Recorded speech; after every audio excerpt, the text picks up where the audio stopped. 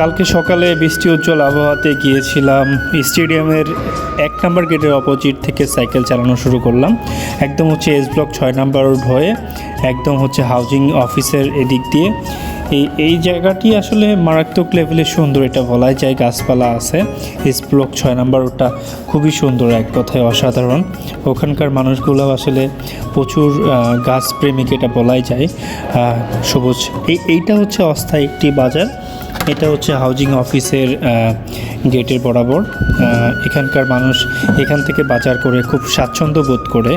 তো আসলে আপনি যেখানে সস্তা পাবেন বা টাটকা শাকসবজি পাবেন, ওখান থেকে আপনি বাজার করবেন। তাই এখানকার মানুষজন আসলে এই বাজারটা, মূল বাজার থেকেও এই বাজারে বাজার করে অনেকখানি সন্তুষ্ট হয় ওনারা। আমি লাভ রোডে ঢুকে গেলাম, হাই স্কুলের বা প্রাইমারি এই দিক দিয়ে যাচ্ছি, মন্দিরের এই দিক দিয়ে, আর হচ্ছে মিরপুর কলেজ আমার হাতের বামে। তো আসলে এই চত্বরটাও খুব মাঝে মাঝে আসলে এরকমভাবে যানজট লেগে যাবে সেটা আপনি চিন্তা করে পারবেন না। এই লাভ রোডটা আসলে খুব চমৎকার লাগে যখন বৃষ্টি হয় বা হাঁটা চলার জন্য খুব মারাত্মক। কিন্তু উচ্ছৃঙ্খল কিছু ছেলে মেয়ে আছে এখানে, কিছু চার দোকান বা রেস্টুরেন্ট আছে, এখানে এসে যখন আড্ডা মারবে তখন আসলে এগুলো যে আগাছাগুলা কোত্থেকে যে আসে আল্লাহই জানে।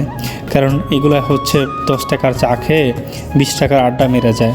আসলে আড্ডা মারার বোধহয় জায়গা পায় না, এই জন্য এখানে সন্ধ্যার পরেই একে একে আড্ডা মারার জন্য সবগুলা একসাথে জড়ো হয়। আর এই পাশে সাইড দিয়ে বসে থাকে কিছু আগাছা।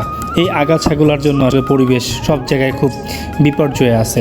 এই রোডটা মারাত্মক লেভেলে সুন্দর, কারণ এই রোড দিয়ে যখন ঢুকবেন তখন আসলে বিল্ডিংগুলো আপনাকে হাতছানি দিবে।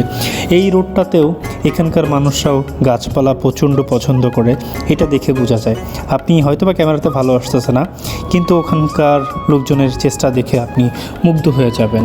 এটা হচ্ছে কাঁঠালবাগ মসজিদ। এটা হচ্ছে আমি বের হয়ে যাচ্ছি এদিক দিয়ে হচ্ছে চিড়িয়াখানা রোডে। চিড়িয়াখানা রোড দিয়ে আপনি 1 নম্বর চলে যেতে পারবেন সনি স্কোয়ার, তারপরে হচ্ছে ডান পাশে চলে যাবেন একদম সোজা চিড়িয়াখানা।